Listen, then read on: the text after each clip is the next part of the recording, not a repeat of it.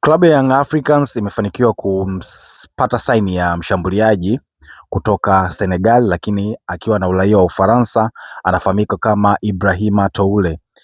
Amezaliwa Senegal lakini ana uraia wa Ufaransa, na makuzi yake yote ya soka amepitia katika nchi yake ya Ufaransa, na wakati anajitafuta katika hatua mbalimbali za soka, katika ukuaji wake wa kipaji chake cha soka, amekulia katika nchi yake ya Ufaransa, lakini ameweza kupita vilabu mbalimbali vya ligi daraja ya chini, lakini moja kati ya klabu ambayo inaweza kumfungulia milango ni klabu ya Poisse Football Club iliyopo Ufaransa, ambayo ilikuwa inashiriki ligi daraja la 4, ndio iliweza kumfungulia milango, na pale ndipo alipocheza akafunga mabao mengi sana na akafahamika sana nchini kwake Ufaransa. Ndipo klabu ya AS Nancy Lorraine Football Club ikamuona na ikaamua kumchukua na kumsajili rasmi msimu wa 2023-24. Alivyosajiliwa tu akaanza kutumikia mkataba wake, na msimu wa 23-24 akafunga mabao 14 ya ligi. Na hiyo AS Nancy Lorraine inashiriki ligi daraja la 3. Ilikuwa inashiriki ligi daraja la 3 wakati Ibrahima anafika katika klabu hiyo, na msimu uliofuata sasa 24-25 akafunga mabao 8 katika mechi 29, na mwisho wa msimu ulivyofika Ibrahima Toure akaondoka Ufaransa rasmi akaja Saudia. Wakati anaondoka, lakini klabu hiyo ya AS Nancy Lorraine ikapanda ligi, kutoka ligi daraja la 3 ikaenda ligi daraja la 2, lakini yeye ndo akaondoka Ufaransa rasmi, ndo akaenda Saudia. Alivyoenda Saudia ndo kwenye klabu yake ya Al Jabalain. Kwenye klabu yake Al Jabalain ndipo akacheza msimu wa 25-26.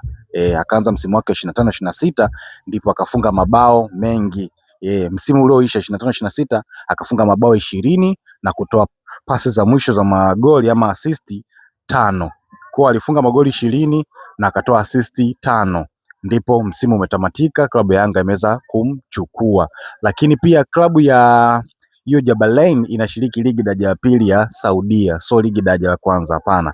Inashiriki ligi daraja la 2, ndipo ameweza kufunga mabao 20 na kutoa assist 5, na ndo naona rasmi sasa Yanga wameweza kumtambulisha mshambuliaji huyo. Je, ni mshambuliaji wa aina gani?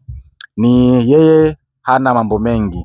Yeye anakaa kwenye boksi, aletewe huduma, aweke kambani. Yeye hana mambo mengi, sija atokee kushoto, atokee kulia, hapana. Na ndio maana sasa hivi Yanga wanasajili sana mawinga kutokea pembeni. Wameweka mawinga wengi sana wamewasajili.